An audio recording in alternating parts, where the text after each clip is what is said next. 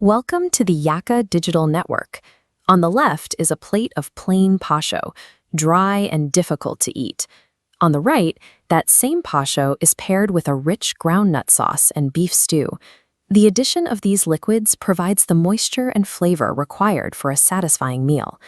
We can understand how a meal is built by looking at its components. It starts with a foundation, the stock. Stock is the flavorful base liquid made by simmering bones or vegetables in water. Everything else is built on top of this layer. By boiling meat, fish, or vegetables in your stock, you create a light liquid dish that can be served as an appetizer or a standalone meal, your soup. Finally, think of a sauce as the clothing that makes a dish look and taste presentable. They are the thickest liquids, added to a dish specifically to provide visual appeal and concentrated flavor. Distinguishing between these liquids allows you to assemble a meal that is both textured and balanced. These are the structural components used to turn raw ingredients into a complete dish.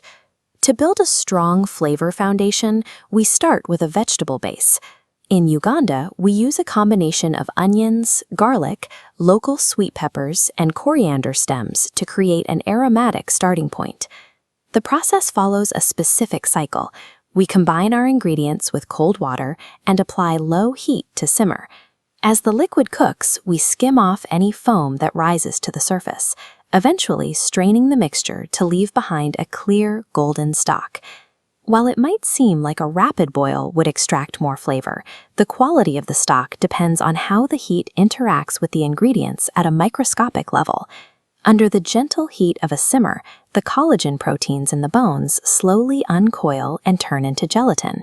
This process gives the stock a rich, thick texture while keeping the liquid clear and clean. If the water boils violently, the movement breaks fat droplets into tiny particles that mix permanently into the water. This results in a stock that is greasy and cloudy rather than clear. Professional results require patience. By managing the temperature, you ensure a clean extraction of flavor and body. Let's check your progress. If you take the juices left in a pan after roasting beef and thicken them with a small amount of wheat flour, what are you preparing? That is a gravy. Gravies are defined by their use of meat juices as a base and a flour-based thickener to create body. This table compares local thickeners to professional starches. While a flour roux or cornstarch adds thickness, Ugandan thickeners like groundnut paste and mashed beans add significant amounts of protein and fiber to the meal. Because these sauces are thick and nutrient-dense, they present a specific safety challenge. They hold heat for a long time, which can create an environment where bacteria grow if the sauce is left at room temperature. To store these sauces safely, you must cool them quickly. Place the saucepan into a basin of cold water to drop the temperature rapidly before moving it to the refrigerator. When it is time to eat, do not just warm the sauce. Bring it to a full rolling boil for at least 1 to 2 minutes to ensure it is safe for your family. Choosing the right thickener adds nutrition to your plate, but maintaining strict temperature control is what keeps the meal safe. Let's look at a common exam question. State 2 reasons why sauces are important in a Ugandan meal. You should focus on both taste and health. First, sauces provide the moisture and flavor needed for dry staples like posho. Second, they increase the nutrient content of the meal through ingredients like beans or groundnuts. Here is your summary.